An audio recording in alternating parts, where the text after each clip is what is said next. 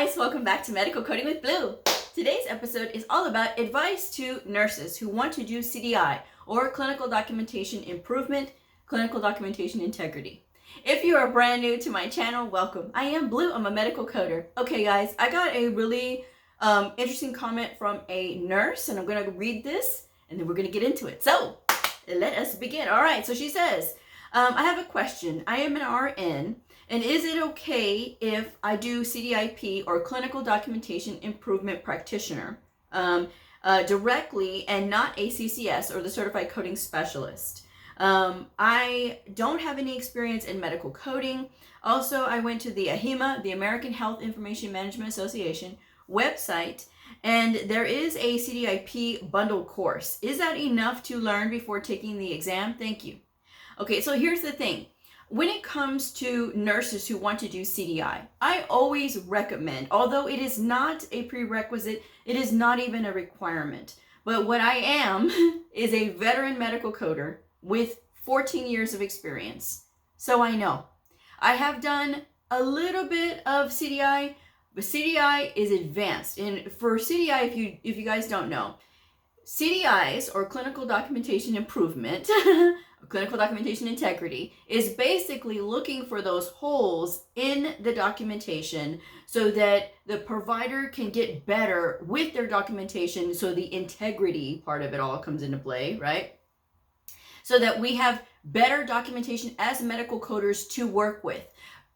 Documentation that is more specific to the patient's condition, more specified diagnosis codes are being able to be pulled, more specific procedure codes are able to be pulled as well. So that's what a CDI does. So a CDI is essentially like a mediator, and they work with the doctors, right, to get on board with, okay, this is why, and they work with the medical coders, because medical coders, all you need is a certification, right? And all you need before that is a high school diploma or a GED.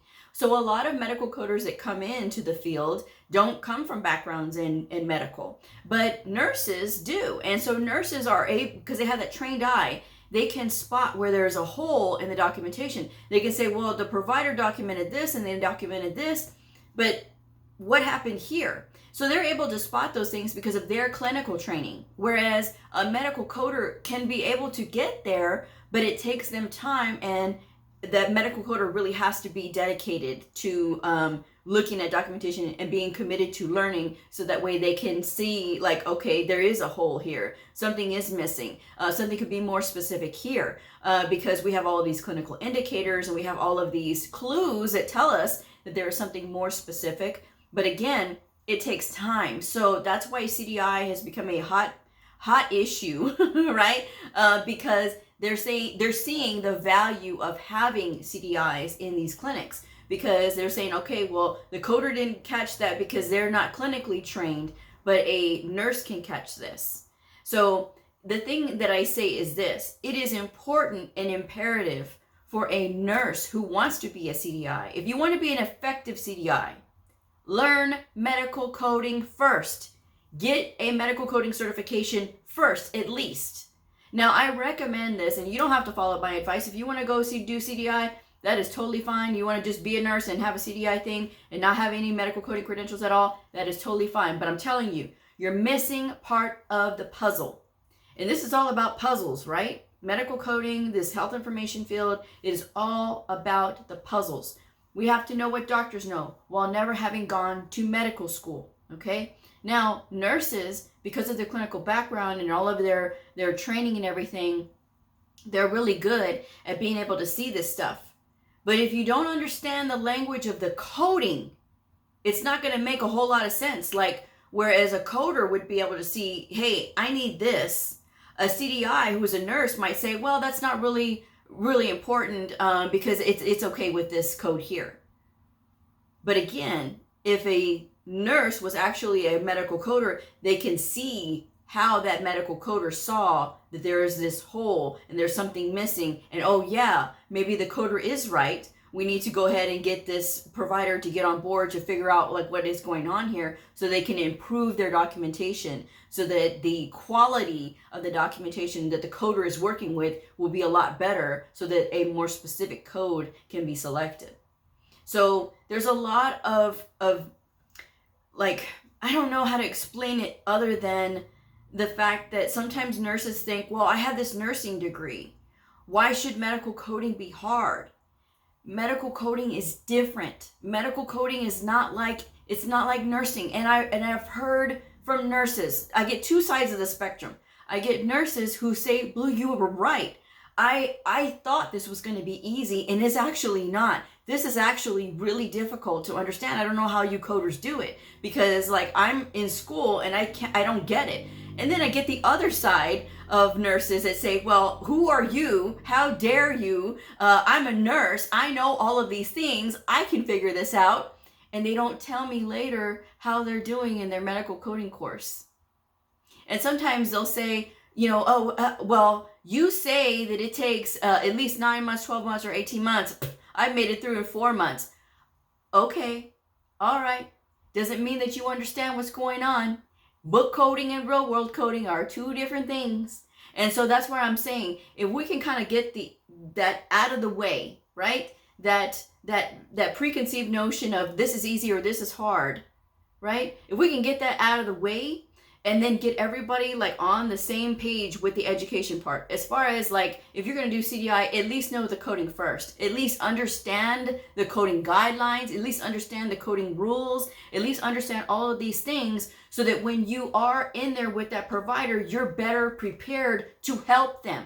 When you are there working with the medical coders, which CDIs do, CDIs work with both sides. And when you're working with the medical coders, you're not going to be like, I don't understand what they're talking about because they're talking medical coder. If you are a nurse and you can talk medical coder too, now we have a better synergy going, because we have two people who can understand what the other one is saying and we can get on the same page. Now we have a force. We have this force that can work with these providers so that way they can get on board and they can get better with their documentation, because that's what it's all about. But again, we have to get on the right page. The associations will say, you do not have to have medical coding before you do CDI, because if you are a nurse, then you're qualified to do this. They will say this, okay? Because again, you have all of this education. But if you are in the field, you're going to know that it is important for CDIs to have that medical coding background, so that way they can understand, or at least a training, so that way the communication can be clear on both sides. Because a provider may ask that nurse CDI, hey, why do I have to go all this extended route when this code can cover it? And if a CDI doesn't quite understand the language of those codes, it's going to be hard for them to sit there and say, well, you know. So rather than that, you again, if you miss out on the coding, you're missing part of the puzzle of being a CDI.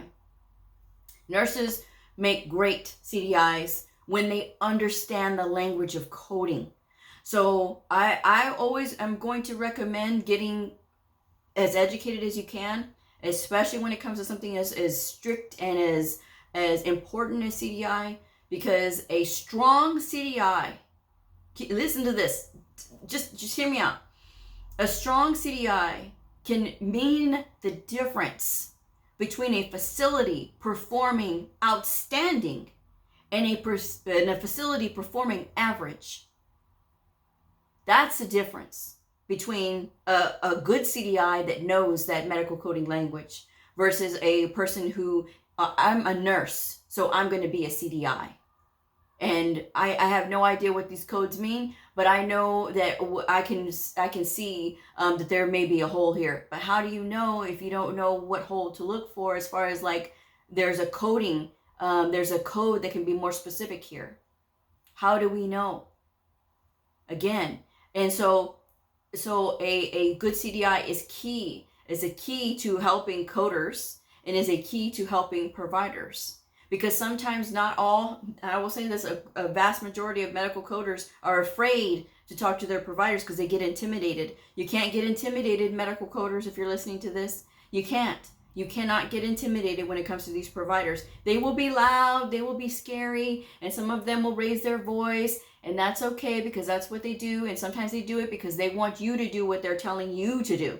That's not the way that health information works. In order for it to be cleanly processed and put through, it needs to be an accurate reflection of what that documentation says. If it is not, then we have an issue. There's a problem here.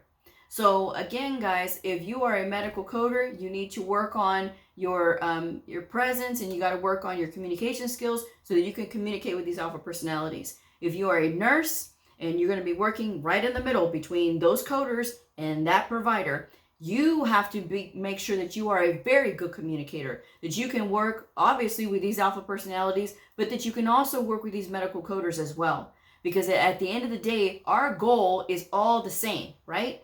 As CDIs and as medical coders, that we all work together for the common goal, which is getting really good documentation to work with so that these providers don't have to be queried as much, right?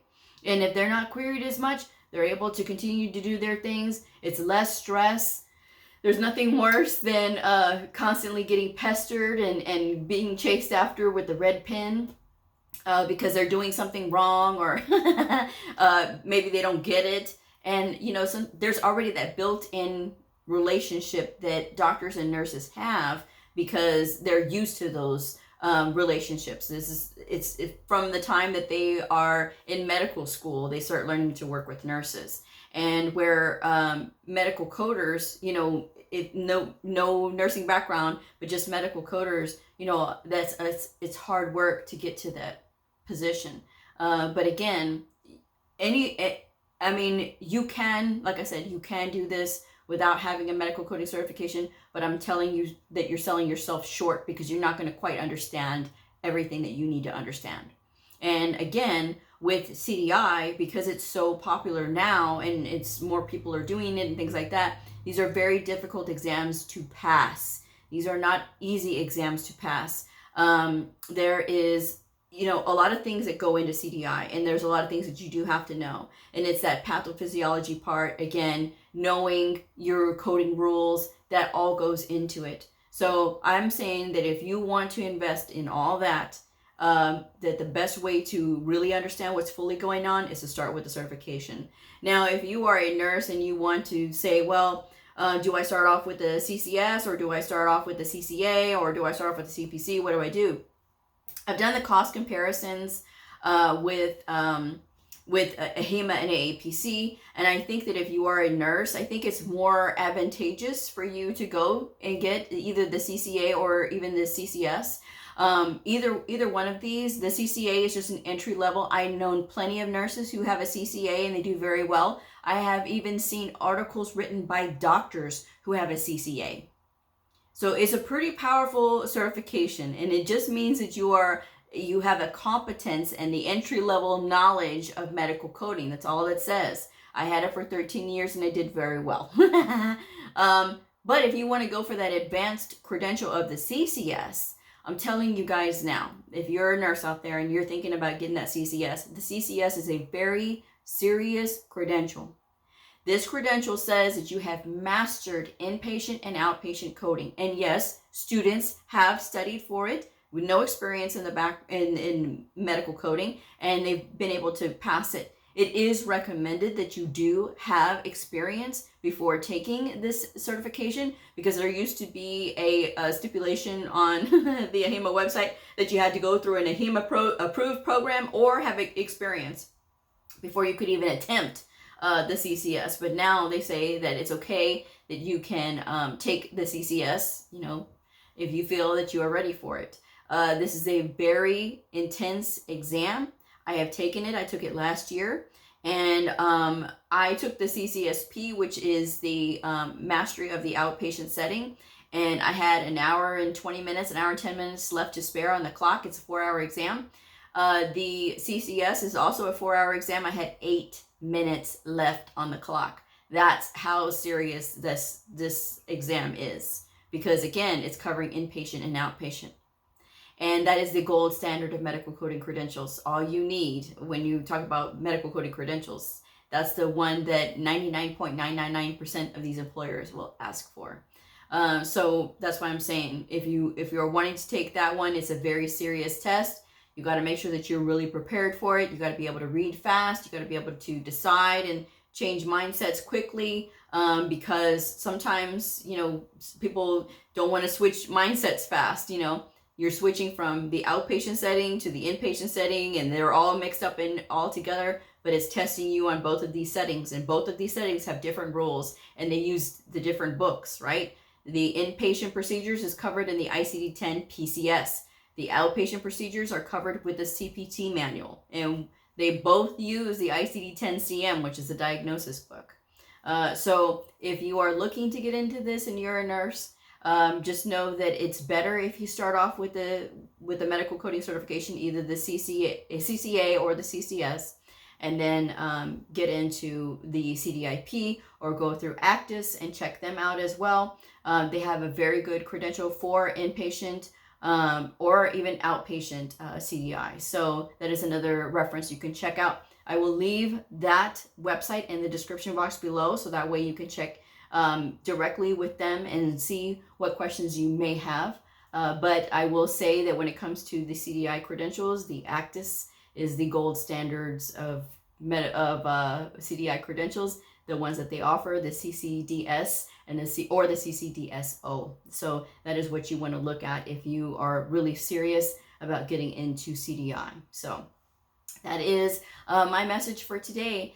Nurses have a wonderful opportunity to be able to do this. I mean, taking your clinical knowledge and bringing it over to the medical coding side is a wonderful thing. There's a lot of great opportunities here, but it is not as easy as you think. And it is not going to come naturally to you just because you are a nurse, okay? It is something that you do have to learn, and it is frustrating to learn sometimes.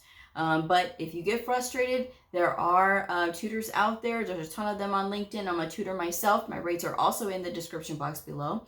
So if you're interested in that, please let me know.